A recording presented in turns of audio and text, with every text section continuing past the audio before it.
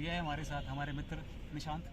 में तो मुझे लगता है कि अगर तुम सीरियस कैंडिडेट हो किसी ने, अगर कोई नया कैंडिडेट है तो उसे थोड़ा टफ लग सकता है। यदि वो प्रीवियस ईयर ही करके जा रहा है तो वो ओवरऑल कर देगा रीजनिंग में।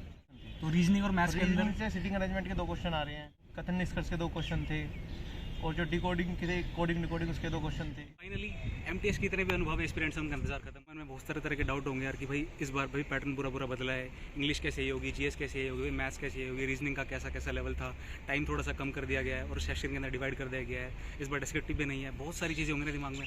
तो सारी की सारी चीज़ें इस वीडियो में क्लियर करेंगे। और हाँ, मैं ये बात बड़े अच्छे से जानता हूँ कि वीडियो काफ़ी ज़्यादा लेट हो गई है। एग्ज़ाम 2 तारीख को शुरू हुए थे और आज 6 तारीख हो गई है। बट कोई नहीं, मैं पूरी कोशिश करूँगा कि आपके जो भी डाउट वगैरह इस वीडियो में मैं क्लियर कर दूँ। एकदम ऑनेस्ट रिव्यू है, प्रॉपर एकदम, कोई घबराने वाली बात नहीं। वीडियो को एंड तक देखना और कोई डाउट रह जाए जब भी तो उसको कमेंट सेक्शन में डाल देना। तो जल्दी स्टार्ट करो, वीडियो को देखो।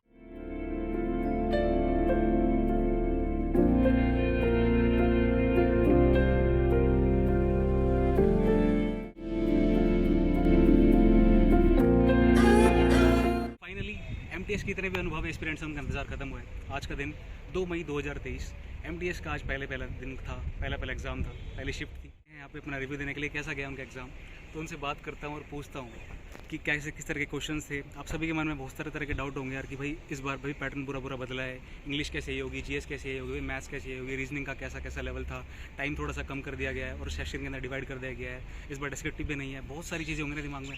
तो सारी की सारी चीज़ें इस वीडियो में क्लियर करेंगे और आपके सामने फेस टू फेस बात करके दिखाएंगे कि कैसा था उनका एग्ज़ाम और क्या था पेपर का लेवल। तो है हमारे साथ हमारे मित्र निशांत कुमार, ये देकर आए हैं अपना एमटीएस का एग्ज़ाम। हमारे मित्र निशांत से कि उनका एग्ज़ाम कैसा हुआ है। आज पहली शिफ्ट थी और हर कैंडिडेट की तरह मतलब हर बंदा ऐसे डरा होता है कि कैसा होगा क्या नहीं होगा। तो भाई निशांत भी, क्या आप भी डरे हुए थे उनकी तरह इस बार पैटर्न बदला है? ऐसा कुछ नहीं था। पेपर ओवरऑल देखा जाए तो प्रीवियस ईयर था, ज़्यादा टफ नहीं था। मैं तो रीजनिंग में तो मुझे लगता है कि अगर तुम सीरियस कैंडिडेट हो, जैसे पहले भी दिया होगा किसी ने, अगर कोई नया कैंडिडेट है तो उसे थोड़ा टफ लग सकता है। यदि वो प्रीवियस ईयर ही करके जा रहा है तो वो ओवरऑल कर देगा रीजनिंग में। और रही टाइम की बात, तो टाइम भी 45 मिनट था। मेरा खुद का मैं बताऊँ तो 10 से 11 मिनट। तो पहला सेक्शन रीजनिंग और मैथ्स था, उसके अंदर निशांत भाई कह रहे हैं कि इनको टाइम मतलब मोर देन इनफ था और 10 से 11 मिनट बच भी गए थे। और मैथ्स के पेपर का लेवल कैसा था, मतलब जैसे आ रहा है, जैसे अब तक आता जा रहा है वैसा था? आपने सीजीएल दिया था? आपने सीजीएल दिया था। तो मैथ्स का लेवल कुछ उससे कम ज़्यादा था या नहीं, सिमिलर था, ज़्यादा डिफरेंस नहीं था। तो एमटीएस का लेवल मतलब कह सकते हैं मतलब ठीक ठाक? हाँ, सिमिलर था कुछ। मतलब मैथ रीजनिंग में बताया जाए तो ज़्यादा टफ नहीं था, लेकिन इंग्लिश अगर देखा जाए तो सीजीएल और सीएचएल प्री के पेपर से थोड़ा सा लेवल जाता था। इसका रीज़न ये भी है कि इंग्लिश में भी आते हैं। पहले थोड़ा सा मैथ्स के बारे में और बात करते हैं। मैथ्स के अगर किसी ने प्रीवियस ईयर क्वेश्चन प्रैक्टिस कर रहे हैं तो उसको डरने की जरूरत नहीं है। वो और मेरे आई थिंक 16 से 18 क्वेश्चन आंसर अटेम्प्ट कर लिया। 1-2 क्वेश्चन थे जो, और रीजनिंग के अंदर भी वही सेम चीज़? रीजनिंग में भी 1-2 क्वेश्चन थे। तो रीजनिंग और मैथ्स के अंदर से सिटिंग अरेंजमेंट के 2 क्वेश्चन आ रहे हैं, और आई थिंक कथन निष्कर्ष के 2 क्वेश्चन थे, और जो डिकोडिंग के थे, कोडिंग डिकोडिंग, उसके 2 क्वेश्चन थे। मैथ्स के अंदर क्या अर्थमेटिक ज़्यादा थी या फिर एडवांस? नहीं, अर्थमेटिक थी, एडवांस तो था ही नहीं। एडवांस तो एमटीएस के सिलेबस एडवांस नहीं, तो नहीं डाला एडवांस, उसके अंदर कोई भरवाने की बात नहीं। अर्थमेटिक में भी 2 क्वेश्चन टाइम एंड वर्क से थे, समय दूरी से 1 क्वेश्चन था, और प्रोपोर्शनल लॉस से 1 क्वेश्चन था, ऐसे थे। तो भाई कुल मिला के सेक्शन 1 के लिए तो आपको बिल्कुल घबराने की जरूरत है नहीं भाई। रीजनिंग और मैथ्स बहुत ही आसान आ रही है, तो उसके लिए बिल्कुल मत घबराओ, और वैसे भी क्वालिफाइंग इन नेचर है तो उसके लिए शांत रहो। अब आते हैं आपके मेन मुद्दे पर जिसपे आपकी कट ऑफ बनने वाली है, वो आपका जीएस और इंग्लिश। तो अब बात करते हैं हम सबसे पहले भाई इंग्लिश के बारे में। निशांत भाई, इंग्लिश कैसी रही? इंग्लिश अगर प्रीवियस ईयर देखा जाए तो जो एंटोनियम सिनोनियम 1 वर्ड थे वो प्रीवियस ईयर थे। जो अगर वर्ड कुछ नया भी था तो तुम ऑप्शन एलिमिनेट कर सकते हो आसानी से। जो तुम्हें लगता है ऑप्शन के नया ये वर्ड है तो 3 ऑप्शन देखोगे, या जो नीचे के ऑप्शन होंगे 4, वो सिमिलर लगेंगे तुम्हारे प्रीवियस ईयर से उठाए होंगे, तो इसलिए वहाँ डरने की जरूरत नहीं था। और जीएस के बारे में क्या कहेंगे? जीएस अगर मैं जीएस के लिए मतलब हर बंदा डरा हुआ है यार, यहाँ से आएगी वहाँ से आएगी, कि मतलब इससे पहले ना जीएस को हम कंसिडर नहीं करते थे, क्योंकि पहले प्री में भी उसके मार्क्स थोड़े जुड़ते थे, लेकिन अब सीजीएल के अंदर भी उसका कंसिडर किया गया, सीजीएल में भी किया गया, और फाइनली एमटीएस के अंदर तो सिलेक्शन ही आपका इसके बेस पे हो रहा है। तो काफ़ी डर सा बना हुआ था। तो निशांत भाई, किस तरह के क्वेश्चन थे, मतलब क्या जितने हवा बना हुआ है मार्केट में उस तरीके का था या कुछ? नहीं, पेपर तो ज़्यादा मैं बताऊँ तो पहले से तो थोड़ा लेवल ठीक था। अगर लास्ट ईयर का एमटीएस से कंपेयर करोगे आप तो उसके अकॉर्डिंग मैंने लास्ट ईयर भी दिया था। इस साल देखा जाए तो थोड़ा सा पेपर में टिपिकल थी, जैसे इंग्लिश था ऐसी कह सकते हो कि जीएस भी था। तो हल्का बता रहे हैं कि लेवल हल्का सा इंक्रीज है इंग्लिश और जीएस दोनों के अंदर। जो टॉपिक्स एमटीएस में पहले आ रहे थे वही हैं, जैसे स्टैटिक जीएस से थोड़ा डांस से पूछा था उसने क्वेश्चन, और तुम्हारा जो फेस्टिवल से उनसे क्वेश्चन पूछा था। मुझे एक डाउट है, जैसे कि सिलेबस का अगर जब मैंने एमटीएस के सिलेबस के बारे में वीडियो बनाई थी, इस बार जीएस के अंदर करंट अफेयर्स का जिक्र नहीं था, तो क्या पेपर में करंट अफेयर थी, करंट अगेंस्ट मेरे 3 क्वेश्चन थे करंट अफेयर से। एक था कि मेहरौली में कोई डॉक्टर भावाजी करके उन्होंने कोई कैंसर अस्पताल खोला था पंजाब में। दूसरा क्वेश्चन ये था कि जो बजट है, बजट में जो कॉर्पोरेट टैक्स है उससे कितना परसेंट लिया, मतलब कितना हिस्सा कॉर्पोरेट टैक्स से आता है, ऐसा कुछ क्वेश्चन था। और एक करंट का क्वेश्चन और था, वो मेरे याद नहीं है। और बाकी साइंस के क्वेश्चंस किस तरह साइंस के क्वेश्चन 2, बायोलॉजी से क्वेश्चन थे। बायोलॉजी से ये था कि जो बॉडी का टेम्परेचर है वो कितना होता है। एक ये था कि जो लेयर होती है, जो सेल मेम्ब्रेन्स होती है वो कौन से में होती है, यूकैरियोटिक सेल में होती है, प्रोकैरियोटिक सेल में, ऐसा क्वेश्चन था। हिस्ट्री से क्वेश्चन देखा जाए तो हिस्ट्री से मेरे से कांग्रेस के जो वो थे सेशन थे उनमें से पूछा था कि फर्स्ट सेशन कहाँ हुआ था और क्या था, बस।